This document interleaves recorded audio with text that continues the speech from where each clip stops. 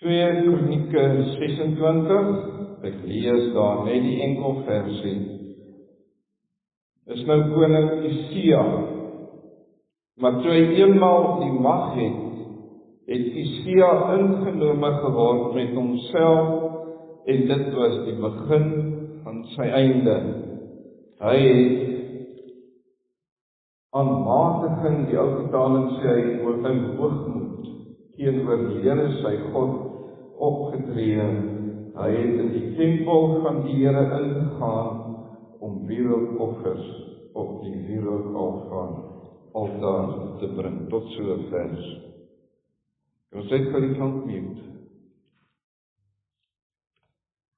Ek het reeds gesê vanoggend se tema, wees bedag op hoe jy voor die Here leef. Ek kan dalk ook vanoggend sê, wees op jou hoede, of let op jou lewe, of neem in ag hoe jy leef. Ek kon dalk vanoggend ook dalk 'n ander tema gehad het, gebruik het en gesê het, 'n lewe van heiligmaking. Hebreërs 12:14 sê, die nuwe vertaling, beywer julle vir vrede met alle mense, as ook vir 'n heilige lewe, waarsonder niemand die Here sal sien nie. Interessant, die ou vertaling gebruik die woord heiligmaking. Heiligmaking. En om die belangrikheid van 'n lewe van heiligmaking vir julle te beklemtoon, wil ek graag hierdie gedeelte, hierdie paar versies vir julle uit die boek van Romeine lees. Romeine 6 skryf Paulus daar vanaf vers 19. Ek spreek menslikerwys, terwille van die swakheid van julle vlees, ek lees die ou vertaling, want net soos julle lede, jou liggaam, diensbaar gestel het aan die onreinheid en wetteloosheid, om wetteloos te lewe toe jy nog 'n onbekeerde was, so moet julle nou julle lede diensbaar stel aan die geregtigheid tot heiligmaking. Ek gebruik graag die ou vertaling hierso, want in die oorspronklike taal staan daar die woord geregtigheid tot heiligmaking, vers 20, want toe julle diensknegte was van die sonde, was julle nog vry van die geregtigheid. God se geregtigheid, dis wat Paulus hiervan skrywe. Watter vrug dan het julle toegehad van die dinge waaroor julle nou skaam, want die uitnemendheid daarvan, die uiteinde daarvan is die dood. Dan skryf hy vers 22.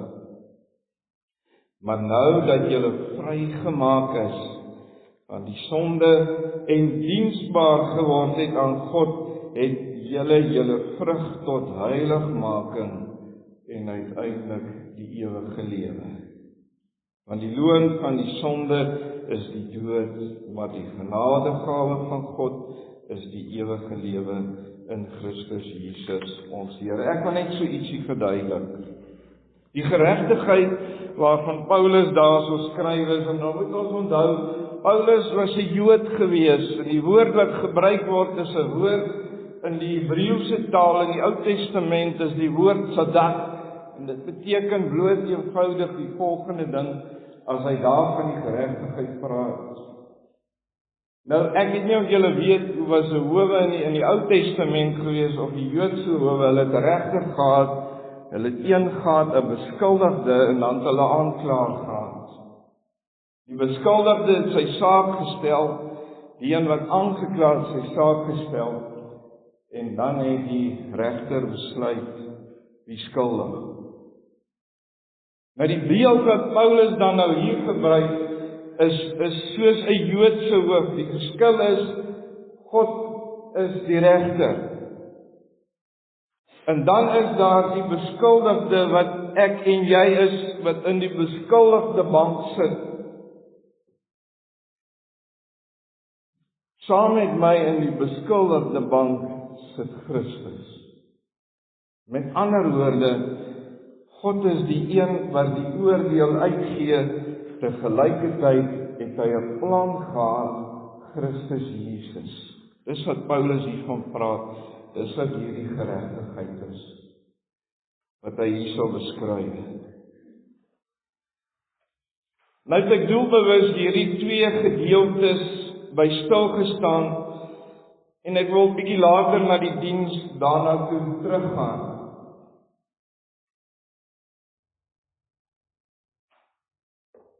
Want om op my en jou lewe te let, ek wil amper die woord gebruik, onversigtig voor die Here te lewe, hang af van 'n lewe van heiligmaking. Hoor mooi wat ek sê. My en jou lewe, hoe ons lewe, hang af van 'n lewe van heiligmaking. Paulus skryf in Korintiërs om soos Jesus te word. As ek dit in eenvoudige kindertaal kon skryf, Paulus skryf en hy sê vir die Korintiërs, ek moet al minder word en Christus moet al meer word. Dis eintlik wat heiligmaking in wese is en beteken. Nou wil ek graag vanoggend sê, dis nie om skynheilig te wees nie. Dis ook nie om met die Bybel onder die arm te loop nie. Julle het seker al baie mense dit hoor sê, van iemand wat bietjie baie oor die woord praat, hy loop met die Bybel onder die arm.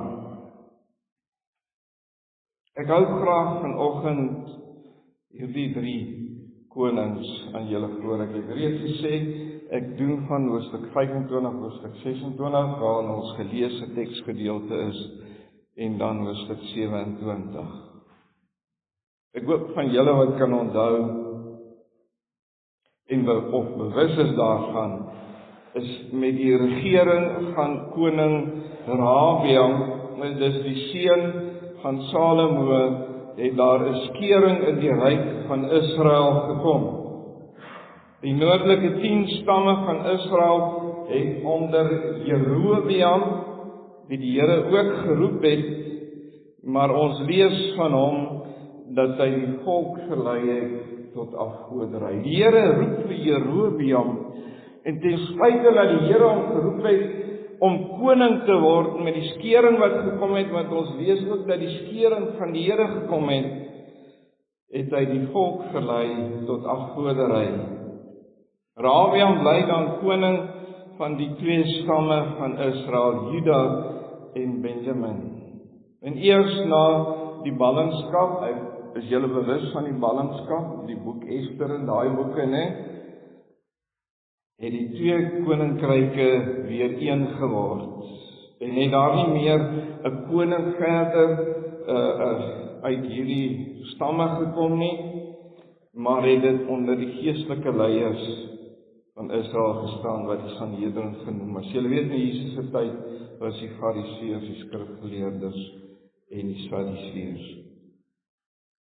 Baie belangrike saak om te noem is, dat die Gees van God deur Jakob, wat later deur die Here self Israel genoem is, skryf hy, of word daar geskryf in Genesis 49, vers 8 tot 11, jy kan gerus daarvan lees, dat hy oor sy broer sou heers, en dat die scepter nie van hom sal wyk nie. Praat van die stam van Juda, dat in Juda sou die koningskap wees. Hoekom? Want dit verwys na die koningskap van die Messias. Dat die Messias uit die stam van Juda sou kom. Aan Dawid het die Here gesê, van jou troon sou daar nooit iemand ontbreek nie, tot in ewigheid. En daardie een wat op daardie troon vir ewig gaan sit het, is Jesus Christus, die leeu van Juda. Dis hoekom die Ou Testament nog net so belangrik is, en dat pa en ma ons kinders nie net in die Nuwe Testament nie, maar ook uit die Ou Testament ook hierdie dinge sal leer. Ek weet nie of julle weet, in die boek Handelinge staan daar, en hulle die skrifte daagliks ondersoek om te kyk of dit wat die apostels geleer het, die waarheid was. Wat was daar die skrifte? Dis die Ou Testament.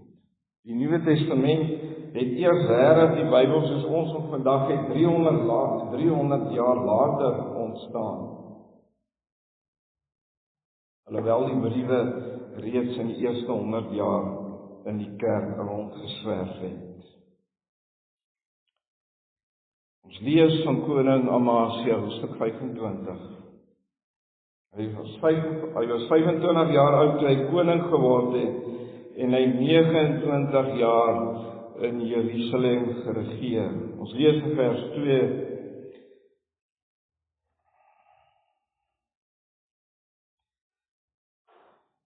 In die boek van Kronieke, dat hy gedoen het wat reg was in die oë van die Here. Maar dan skrywe die Kronieke, skrywe verder, maar nie met 'n volkome hand nie. Dis die vader van Usia, Amasia, wat gedoen het wat reg was in die oë van die Here, maar dan lees ons daar, hy het nie met 'n volkome hart die Here gedien nie. Dan lees ons verder, toe hy die koningskap en mag in sy hande was, het hy die moordenaars van sy vader bymekaar gemaak en gedood, ook so gespreek deur die profeet. 'n Mens sou kon sê dat reg en geregtigheid geseëvier het. Ons lees ook dat Amasia die manskappe van Juda opgeroep het tot 'n militêre diens. Kom daar 'n man van God, profeet, daardie tyd was dit 'n man van God genoem, en hy het hom kom afraai om nie teen sy broers, die ander 10 stamme, oorlog te maak nie.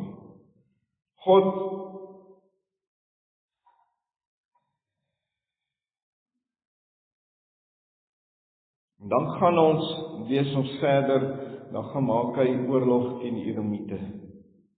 Dan raak sy hart hoogmoedig, nadat hy die afgode van die Edomiete na sy huis toe gebring het, en hy het hulle aanbid.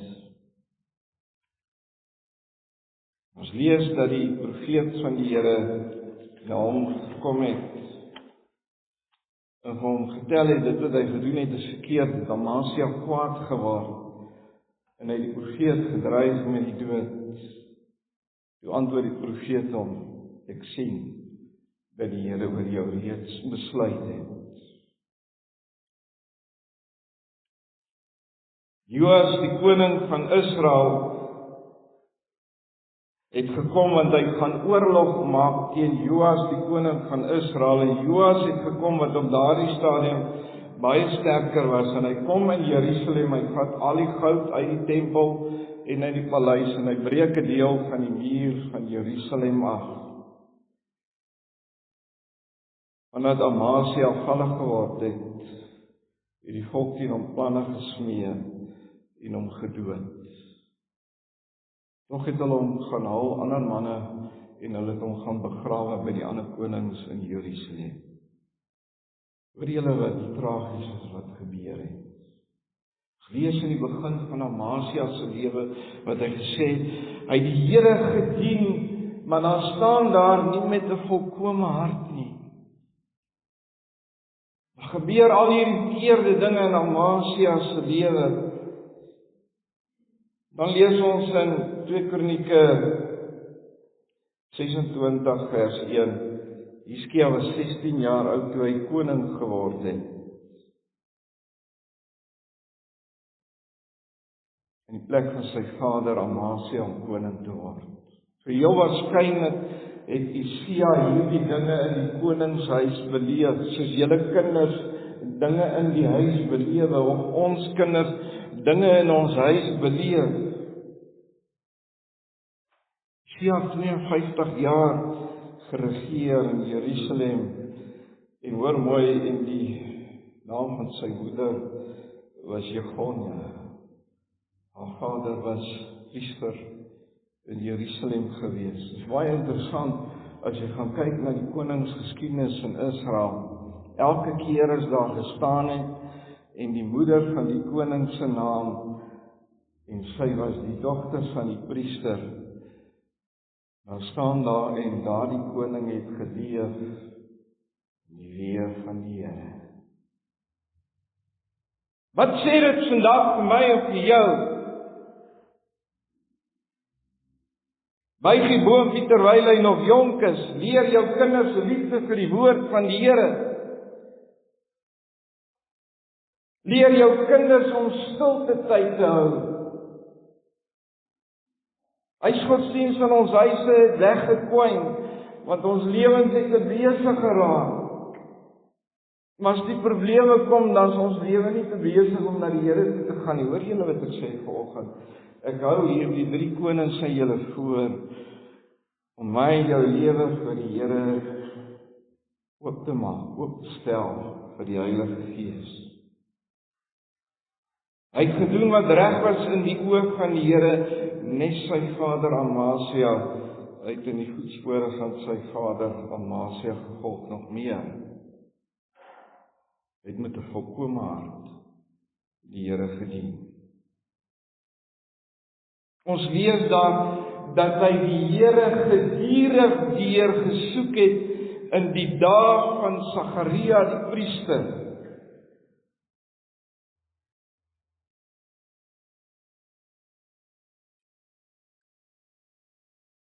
As julle Dawid se lewe gaan ondersoek, gaan kyk hoe Dawid gelewe het, wat nou gestaan het, dat die Bybel sê, Dawid was nie sonder sonde nie. Dawid skeer dadelik die verkeerde dinge gedoen, maar dan staan daar aan die einde van Dawid se lewe, en Dawid was 'n man na God se hart. Dan lees ek hier van Usia, solank as wat die priester Sagaria daar was, het hy in die weë van die Here gewandel.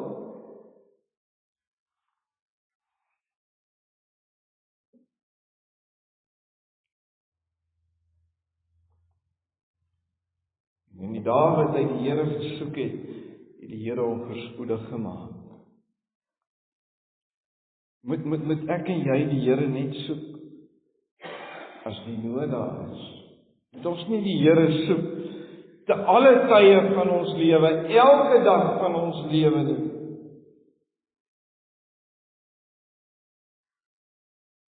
Teken nie net in rykdom, dis eintlik wat die teks hierso sê. Dit sê, dit het voorspoedig met hom gegaan, nie net geld nie, maar in sy lewe as koning, sy lewe teenoor sy kinders.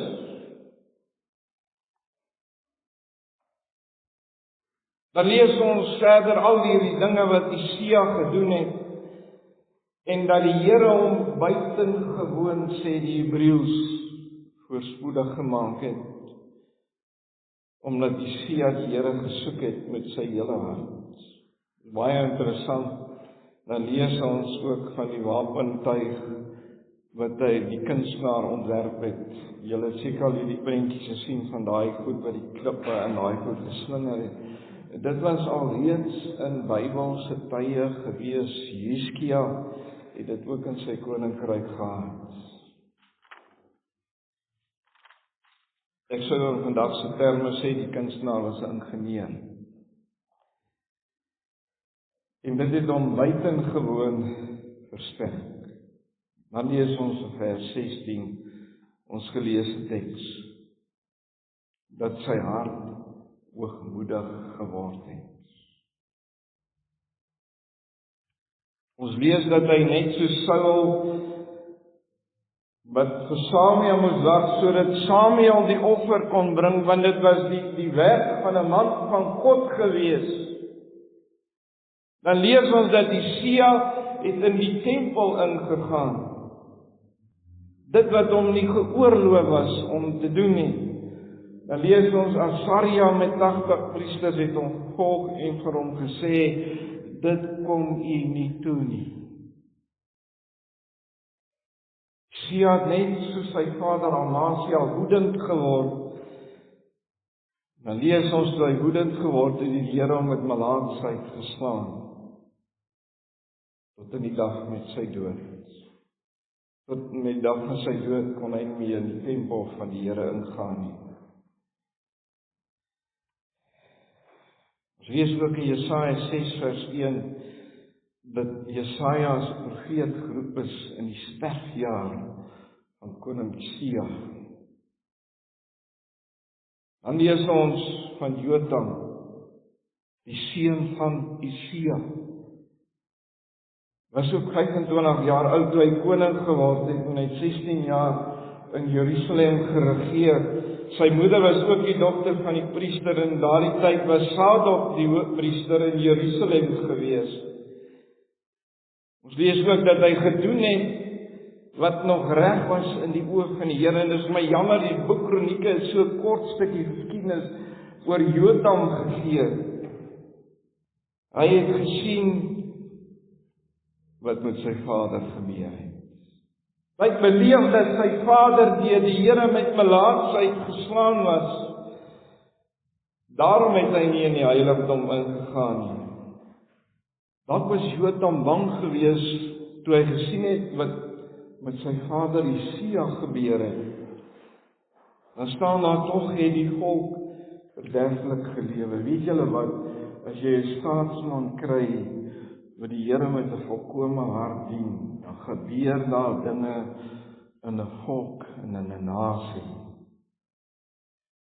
Nie noodwendig dat almal reg lewe nie, daar lewe mense vir die verderf, ja. Maar mense ervaar dat God in so 'n land leef en werk en dinge doen, dat hy so 'n leier voorspoedig maak.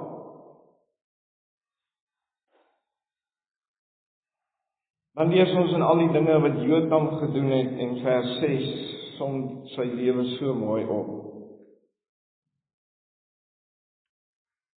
En Jotam het magtig geword, want hy het sy weë gerig oormooi voor die aangesig van die Here sy God. Dis baie opvallend. Daar staan nie hy het net in die weë geleef of gedoen wat die priester of wat hy geleer het. Daar staan hy het sy weë gerig voor die aangesig van die Here. Met ander woorde, mens kan eintlik sê wat hier staan is, dat Jotam het voor die aangesig van die Here gelewe, soos Dawid.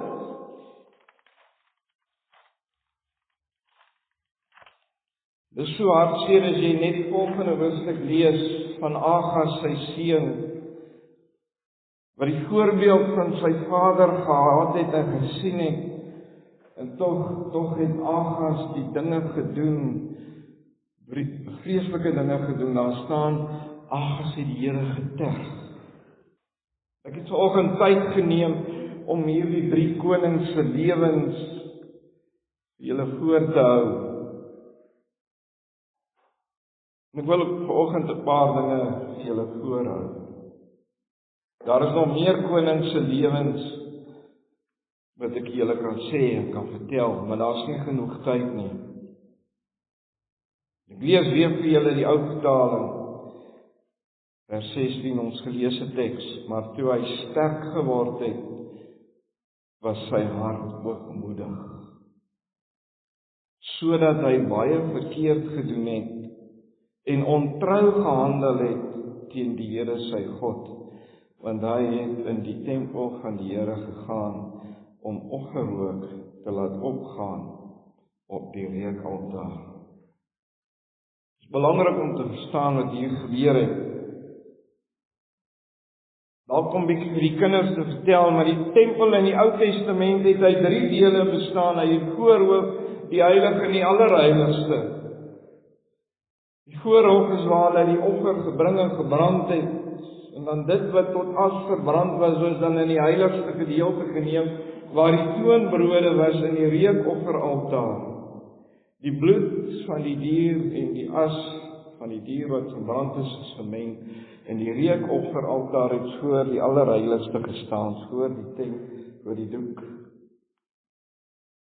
as 'n welgevallige offer voor die Here. Dis hier waar Usia ingegaan het.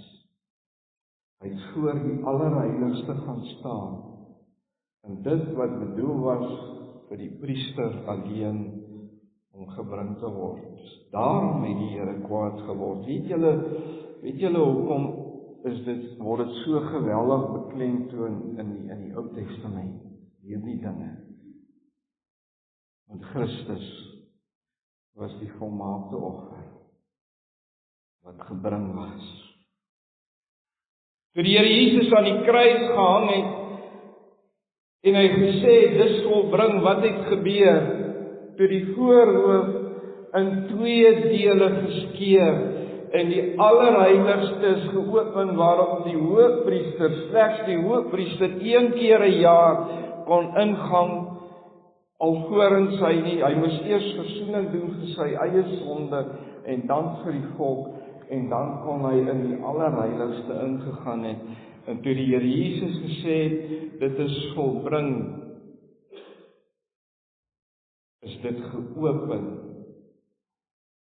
direkte toegang vir ons as sy kinders tot die Vader.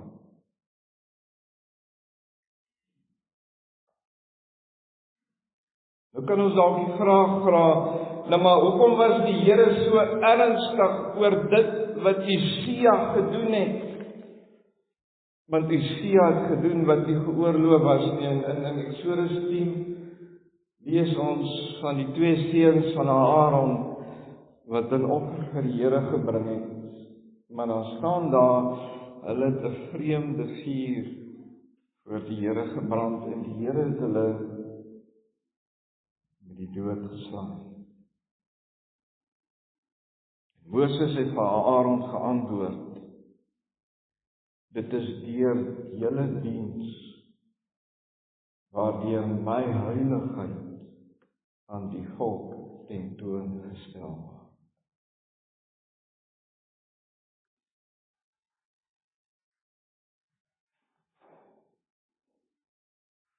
Telke male in die koningsgeskiedenis van Israel, en dit wat ek nou vir julle gesê het, as 'n moeder en dogter van 'n priester was, het daardie koning in die weë van die Here geleef. En dit wil ek vir jou sê, is Nuwe Testamentiese gelowige. As jy jou kinders in die weë van die Here grootmaak, jy leer jou kinders liefde vir die woord, die dag as hulle oud is, sal hulle nie daarvan afwyk nie. My belewenis as 'n predikant is met finale jaar studente wat belydenis van geloof moet kom aflê, nie die Bybel ken nie. Ons lees nie meer die Bybel nie. Paulus skryf in Romeine 12 vers 1 en 2, ek vermaan julle dan broers, ek kan sê susters ook, by die ontferminge van God, ek praat van God se genade, dit wat die Here Jesus kom doen het, dat julle julle liggaam stel as 'n lewende, heilige en 'n welgevallige offer. Dit is die redelike godsdienst, dit wat die Here van my en as jou as gelowige verwag. Hoe gaan ons dit doen? Vers 2 staan daar, en word nie aan hierdie wêreld gelykvormig nie, maar word verander deur die vernuwing van julle vermoed, sodat julle kan beproef wat die goeie en welgevallige en volmaakte wil van God is. Tyd saam met die Here, woord en gebed. Storie skrywe in sy boek oor gebed. En ek het dit in my eie geestelike lewe beleef, na my bekering, toe ek 'n wonderlike preek van 'n man van God geluister het, wat vandag by die Here is, oor stilte tyd gepreek het. Ek vat elke jaar, as ek die finalejaasklas gaan, die eerste 2 lesse, dan vat ek hulle Bybel en sê, gemaak net jou Bybel oop in jou inhoudsopgawe, en dan vertel ek vir hulle die geskiedenis van Israel, die geskiedenis van die Nuwe Testament, en hoe hierdie Ou en die Nuwe Testament in mekaar inskakel. het ek daardie kennis opgedoen in my binnekamer. Nie my teologiese studies nie, my binnekamer. En dit wil ek vanoggend vir julle as gelowiges ook sê. Lees jou Bybel van Genesis tot Openbaring. Vra die Here om met jou te praat. Kief Daniels het een wonderlike ding ook vir my gesê. Wees konsekwent. Nie rondspring nie. Lees Genesis tot Openbaring. As jy klaar is, begin jy weer van voor af. Wil jy die hart van die Here leer ken, dan moet jy tyd maak saam met die Here. Jou geestelike groei is nie daar buite hoe jy leef nie. Jou geestelike groei is tyd saam met die Here in woord en in gebed. Dit vind op geen ander manier plaas nie. Dis hoe jy God se hartklop leer ken. Dis hoe jy begin verstaan waarom Christus aan 'n kruis gehang, gesterf het en hy opgestaan het uit die dood. Deur jou kinders 'n liefde vir hierdie boek. Want die dag sal hulle oud is dit waarna hulle kan vashou. Die ouer ooms en tannies sal verstaan wat ek sê.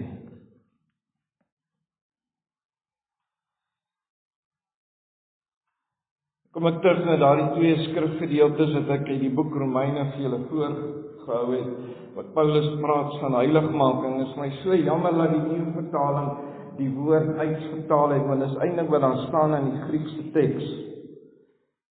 Romeine 6:19 sê, stel julle lede diensbaar aan die geregtigheid tot heiligmaking. Geregtigheid is daardie werk wat God se Gees eenmalig in jou lewe kom doen. So staan dit in die vorm waarin die woord geskryf het. Dis 'n eenmalige proses. Dis 'n soewereine werking van God se Gees alleen. Heiligmaking is die voortdurende vrug van God se inwonende Gees in jou. Die Griekse woord wys daarop dat dit 'n herhaalde proses is. Geregtigheid is eenmalige werking van God. Heiligmaking is die vrug van geregtigheid. Die vrug van die reddende genade in 'n individu se lewe. Ek kan nie heilig word as ek nie gered is nie. As Christus se geregtigheid in my lewe nie in vervulling gegaan het nie. Dis wat ek vanoggend vir jou wil vra.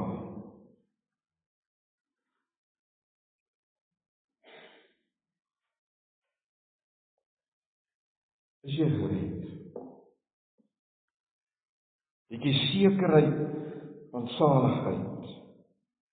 Ons sê jy soos Judas in sy brief geskryf het, vir hulle wat in onsekerheid verkeer, moet jy help, en hulle wat in die vuur is, deur die vuur uitdruk.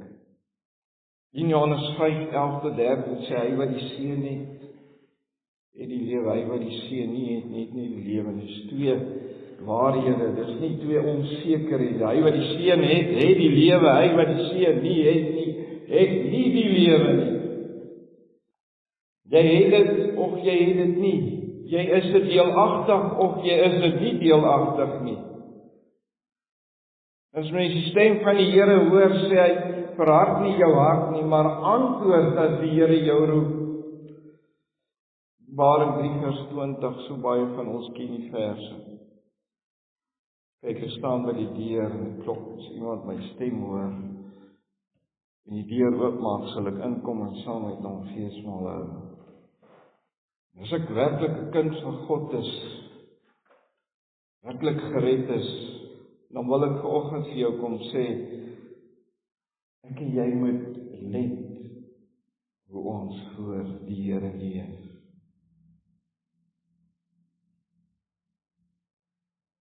Ek en jy moet let op hoe ons lewe voor die Here lei.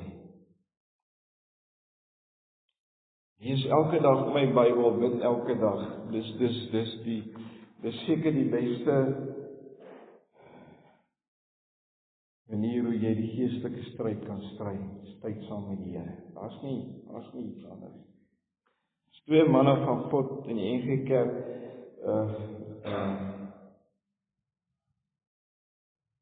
wat vir my so lewe gehad het, manne wat se lewe gestraal het van God se teenwoordigheid in hulle lewe. Ek het altyd gesê, ek wil soos hulle wees. Nie omdat hulle dit is nie, maar oor die een wie hulle aanbid, die een wat hulle ken. As ou so in die begin van jou bekering is, dan hang jy mense aan, en soos jy later groei in jou geloof, dan kom jy agter, daar's een agter hulle, en dis die Here Jesus, en ek hang die Here Jesus aan, en ek sê dankie vir die Here van manne van God in my lewe, wat 'n verskil kom maak het in my lewe, en hoe hulle geleef het, hoe hulle lewe gelet het daarop, hoe hulle voor die Here leef.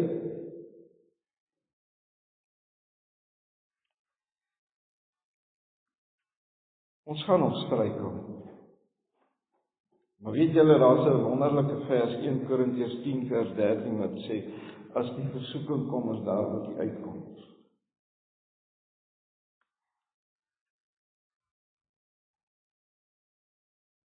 Ek wil jou vanoggend vra, het jy 'n hart vir die Here se woord?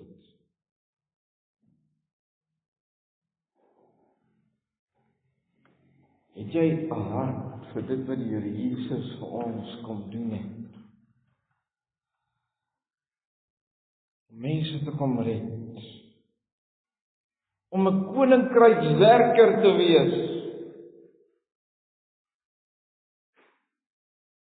Die kerk van Handelinge het nie net vir hulle self geleef nie, nee, hulle het die goeie nuus die wêreld ingedra. Natuurlik het Paulus hulle voortgegaan wat die Here het hom geroep vir die heidene, en onder die heidene het mense tot inkeer gekom.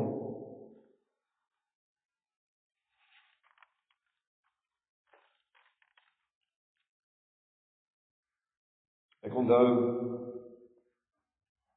my 2de jaar op fakulteit, toe ek gestudeer het, en ek 'n boek van wyle Dr. Willie Marais gelees, moet ek 'n dag vir datum hê.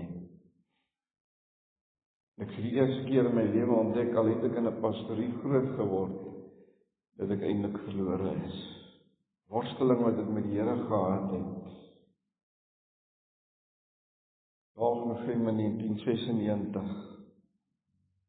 Ek vir die eerste keer in my lewe besef ek is verlore.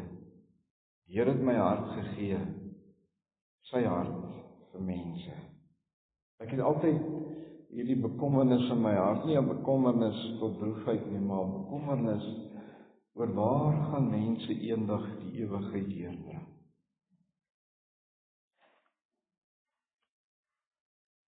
Bid jy vir jou kinders? Bid jy vir jou kleinkinders? Bid jy vir hulle wat rondom jou woon? Bid jy vir hulle wat saam met jou werk? Ek ken 'n dominee daaronder in die Kaap met wie ek baie goed bevriend geraak het. Hy is nog in 'n gemeente, maar hy sal afgetree, en hy het vir die Here gesê, voor die Here hom kom haal, wil hy graag 1 miljoen mense met die evangelie bedien het. Praktaakies of persoonlike, en hy trek al op 360.000 mense wat hy al geëvangeliseer het. Ons leef in 'n tyd wat kerke gekrimp het. Ons leef in 'n tyd waar mense nie kerkmense is, dalk net 'n Bybel in die huis, maar 'n persoonlike verhouding met die Here Jesus het hulle nog nooit gekom nie. Ek wil jou vanoggend vra, is die redding van ander een vir jou belangrik? As dit nie vir jou belangrik is nie, dan wonder ek of jy alself by die kruis gekniel het. Een keer 'n baie goeie boodskap geluister, en dit was 'n Amerikaanse vrou, wat die mense uitgedaag het, met wie sy gepraat het, en gesê, vra die Here om sy hart vir jou te gee. Weet julle wat is die Here se hart? Dis mense, gesterf en gehang aan 'n kruis, opgestaan, sodat ons die ewige verderf kan vryspring. Jesus moet meer word, en ek al minder. As die koringkorrel in die grond nie val en sterf nie, kan hy nie vrug dra nie. Sterf van jouself. Begin by die eerste bekering. Dan as gelowige, om aan myself te sterf.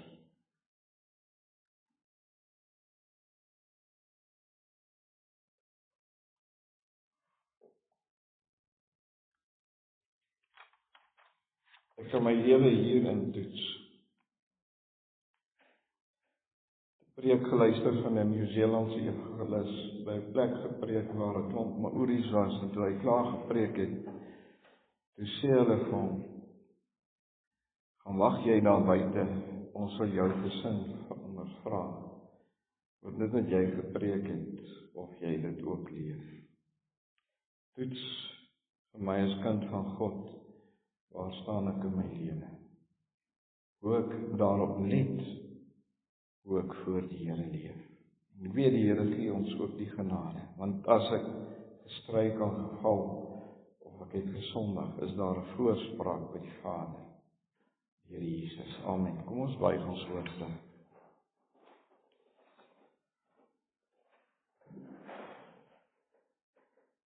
Here, dankie vir u woord. Dankie vir genade. Dankie vir die geleentheid om u woord te mag bring. Ek ken nie die mense hier, Here, is die eerste keer wat ek, of die tweede keer ek het begrafnis gehad. Vanoggend die eerste keer waar hervormde en NG mense in een gebou sit en die woord gebring. Ek die woord kom bring. Dankie vir daardie voorreg. Dankie vir die genade. Ek ken nie een se lewe nie, hoewel ek al 'n paar leer ken ek nie hulle lewe nie, maar u ken een en elkeen wat vanoggend hierso sit. Ek glo, u het 'n afspraak gehad. Dankie Here dat ek net die instrument in die hand is. Dankie dat u die een is wat die saad in ons harte saai. Dankie dat u die een is wat dit laat groei. Dat u hierdie woord vermenigvuldig in ons harte. Hulle wat dalk vanoggend sit, ek weet nie Here, met onsekerheid, wil ek vra dat u daardie een sal aanraak. Ek wil ook bid vir hulle, die kinders wat hier sit, dat u hulle nog nader na u toe sal trek, nader na die woord, nader gemeenskap met u. U sal beleef as God, as die Heilige. En dat ons sal let op hoe ons lewe lei. Dat ons sal val, die koringkorrel in die grond sal val, en ek meer en meer in myself sal sterf, meer en meer soos Jesus sal word, sodat u deur my verheerlik mag word. Dat mense die koninkryk mag inkom, en dat mense mag groei tot geestelike volwassenheid. Dankie daarvoor. Bid ook vir die gemeente, Here, dat hulle die opdrag sal doen, sal uitleef, hier waar hulle is, en ook daar waar hulle bly en daar waar hulle werk. Seën die gemeente, Here. Gee ook dat hulle, soos ek beleef, of gesien en gehoor, gelees het, ook sal omgee. Seën ook hierdie week wat voorlê. Here, ek vra dit alles nie uit verdienste nie, maar uit genade uit. Amen.